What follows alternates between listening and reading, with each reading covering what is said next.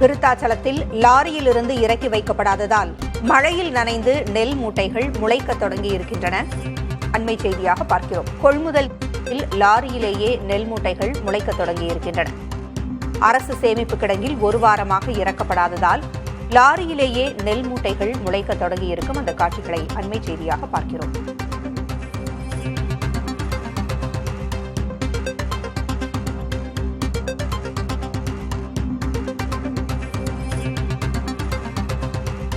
கொள்முதல் செய்யப்பட்ட நெல் மூட்டைகள் மழையில் நனைந்து வீணாவதாக கடலூர் விவசாயிகள் வேதனை தெரிவித்திருக்கிறார்கள்.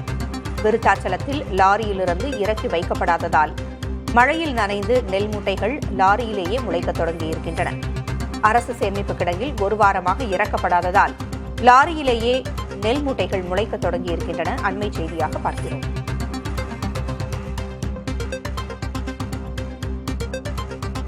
கூடுதல் விவரங்களை வழங்க செய்தியாளர் ஸ்ரீதர் இணைந்திருக்கிறார். ஸ்ரீதர், லாரியிலேயே இறக்கி வைக்கப்படாமல் இருக்கும் நிலையிலேயே நெல் மூட்டைகள் முளைக்க தொடங்கி இருக்கின்றன. நெல் மணிகள் முளைக்க தொடங்கி இருக்கின்றன. எத்தனை மூட்டைகள் இந்த மாதிரி ஆயிருக்கு? இதற்கு அதிகாரிகள் என்ன பதில் சொல்றாங்க ஸ்ரீதர்? கடலூர் மாவட்டத்தை பொறுத்தவரைக்கும் குறுவை சாகுபடி தற்போது முடிந்து அறுவடையும் முடிந்து விட்டது. நேரடி கொள்முதல் நிலையம் மூலமாக விவசாயிகளிடமிருந்து நெல் கொள்முதல் செய்வதற்காக மாவட்டம் முழுவதும் பல இடங்களில் திறக்கப்பட்டது. அதில் கொள்முதல் செய்யப்பட்ட நெல் தற்போது சேமிப்பு கிடங்கு கொண்டு வரப்படுகிறது. தற்போது நாம் பார்த்துக் கொண்டிருக்கும் காட்சி என்பது விருத்தாச்சலத்தில் உள்ள சேமிப்பு கிடங்கு. இந்த கிடங்கில் விவசாயிகளிடமிருந்து கொள்முதல் செய்யப்பட்ட நெல், நேரடி கொள்முதலிருந்து செய்யப்பட்ட நெல் அங்கு கொண்டு வரப்பட்டு லாரியில் நிறுத்தி வைக்கப்பட்டது. இந்த தீபாவளி விடுமுறை இருந்த காரணத்தினாலும் மழை வந்த காரணத்தினாலும் இந்த லாரியிலிருந்து நெல் இறக்கப்படாமல் அப்படியே நிறுத்தி வைக்கப்பட்டிருக்கிறது.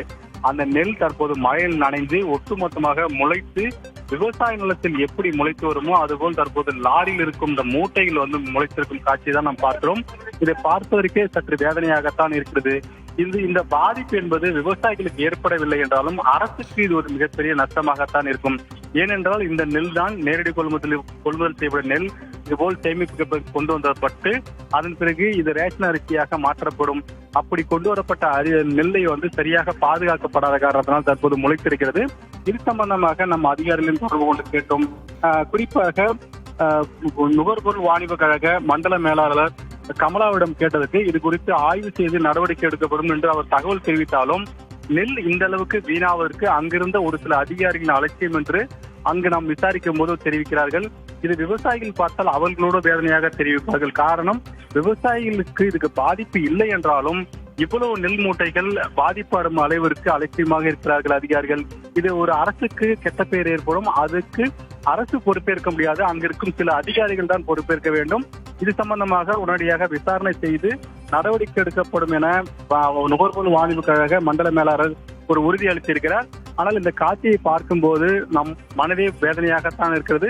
பார்க்கும் அனைத்து விவசாயிகளுக்கும் இது வேதனையாகத்தான் இருக்கும். திட்டமிட்டு இது நடந்ததாக சொல்லப்படவில்லை. ஆனால் ஒரு சில அதிகாரிகளின் அலட்சியம் என்று சிலர் பேசுகிறார்கள். அதை தான் நாம் பதிவு செய்கிறோம். அரசு இதில் கவனம் செலுத்தால், அதிகாரிகள் மீது நடவடிக்கை எடுத்தால் இனிவரும் காலங்களில் இதுபோல் தவிர்க்கப்படலாம். இந்த நெல் முளைத்த காரணத்தால் விவசாயிகளுக்கு பாதிப்பில்லை. இது கொள்முதல் செய்யப்பட்டு சேமிப்பு கிடங்கில் வைக்கப்பட்ட நெல். தகவல்களை வழங்கியமைக்கு நன்றி ஸ்ரீதர்.